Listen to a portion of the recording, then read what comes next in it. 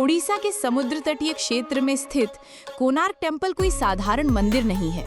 ये वो जगह है जहां सूरज की पहली किरण सीधे मंदिर की मूर्तियों पर पड़ती है और जैसे ही आप इसे देखते हैं आपको लगेगा कि ये मंदिर एक विशाल रथ है जो समय को खींचता हुआ आ रहा है।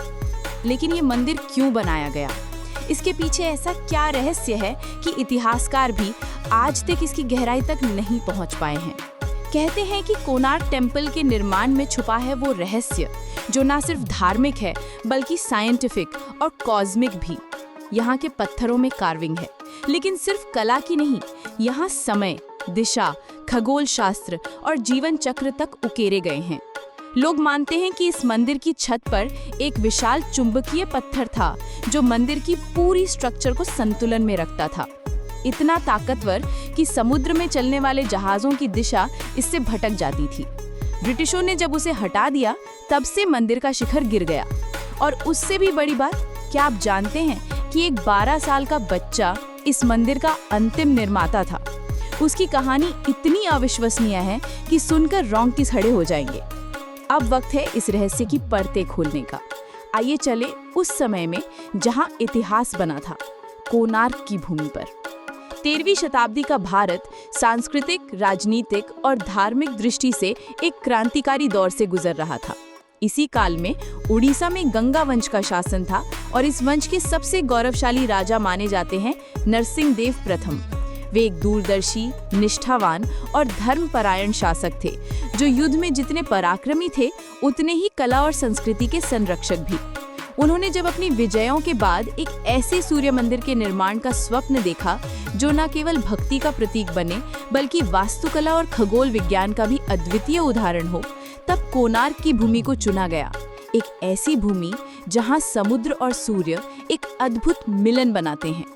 राजा नरसिंह देव ने अपने प्रधान स्थापत्याचार्य विशु महाराणा को बुलाया और आदेश दिया कि एक ऐसा मंदिर निर्मित किया जाए जो सूर्य देवता के रथ के समान प्रतीत हो। ऐसा मंदिर जो न केवल धार्मिक महत्व रखे बल्कि वैज्ञानिक चमत्कार भी सिद्ध हो। विशु महाराणा ने अपने सैकड़ों शिल्पियों और वास्तुविदों के साथ कोणार्क की रेत पर अपनी कल्पना को आकार देना शुरू किया। समुद्र के किनारे स्थित ये स्थल अपने आप में चुनौतीपूर्ण था। वहां खड़े करना एक ऐसा मंदिर जिसकी ऊंचाई 200 फीट से भी अधिक होनी थी, एक असंभव प्रतीत होने वाला कार्य था। लेकिन इसी असंभव को संभव करने की शुरुआत हुई। मंदिर को सूर्य रथ के रूप में डिजाइन किया गया, जिसमें 7 पत्थरों के घोड़े मंदिर को आगे खींचते दिखाए गए और दोनों ओर 12-12 यानी कुल 24 विशाल पहिए बनाए गए जो न केवल सजावट थे बल्कि समय के प्रतीक थे। प्रत्येक पहिया लगभग 9 फीट व्यास का था और हर पहिए में 8 तीलियां थीं जो अष्टप्रहर यानी दिन और रात के 8-8 पहरों को दर्शाती थी। पहियों की छाया और सूरज की किरणों के आधार पर समय की गणना की जा सकती थी, बिल्कुल एक विशाल स्टोन सनडायल की तरह। आज भी इतिहासकार और खगोलविद इस बात से चकित हैं कि उस युग में ऐसी सटीक गणनाओं को मूर्त रूप कैसे दिया गया। मंदिर की दिशा भी पूर्व की ओर रखी गई, जिससे उगते सूर्य की किरणें सीधे मुख्य गर्भगृह में स्थापित सूर्य मूर्ति पर पड़ती थी। कहा जाता है कि मंदिर के शिखर रचना इतनी सटीक थी कि पहली सूर्य किरण मंदिर के ठीक केंद्र बिंदु को स्पर्श करती थी। ये खगोल शास्त्र और भवन निर्माण का ऐसा समागम था जो विश्व में कहीं और नहीं देखा गया।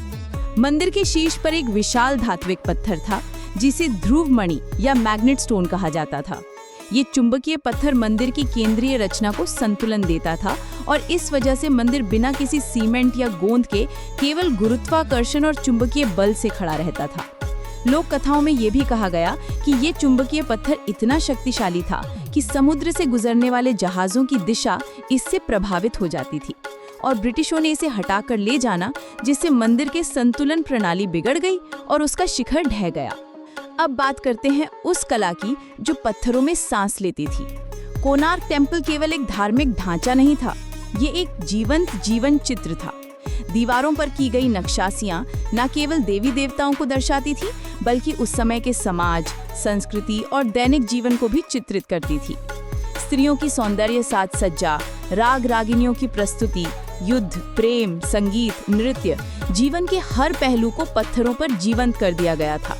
यहाँ तक कि कामशास्त्र आधारित मूर्तियों को भी खुले में स्थान दिया गया, क्योंकि उस युग में प्रेम, शरीर और आत्मा का संबंध स्पिरिचुअल लिबरेशन का हिस्सा माना जाता था।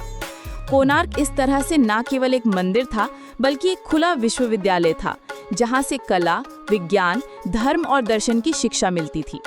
मगर हर महान कृति की तरह इसका निर्माण भी संघर्षों से भरा हुआ था।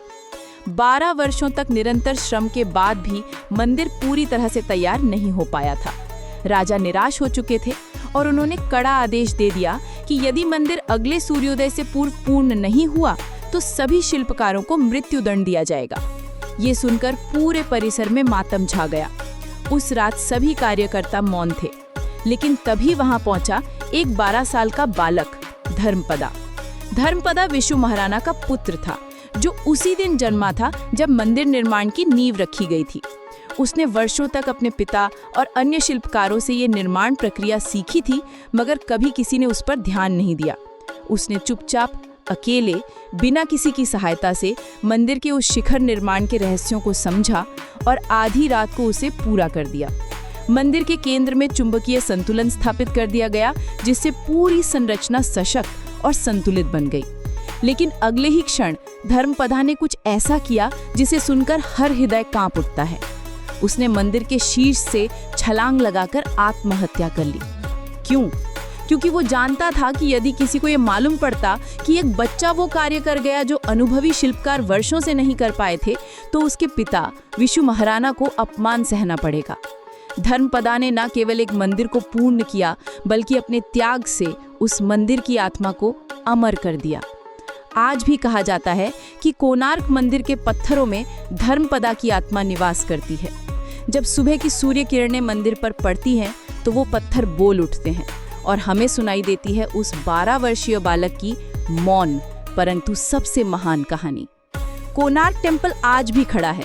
भले ही उसका शिखर समय के थपेड़ों में टूट गया हो, मगर उसकी आत्मा अमर है।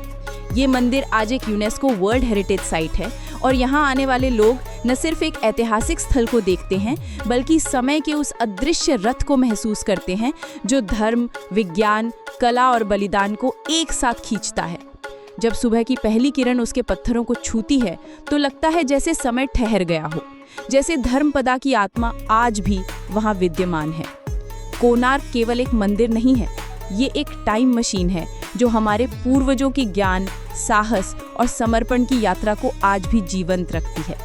ये कहानी है एक राजा की दूरदर्शिता की, एक वास्तुकार की लगन की और एक बालक की अमर आत्मा की। यही कारण है कि कोणार्क टेम्पल आज भी हमारे लिए एक प्रेरणा है कि जब उद्देश्य पवित्र हो और भावना सच्ची, तो पत्थर भी बोल उठते हैं और रथ समय को पार कर इतिहास में अमर हो जाता है।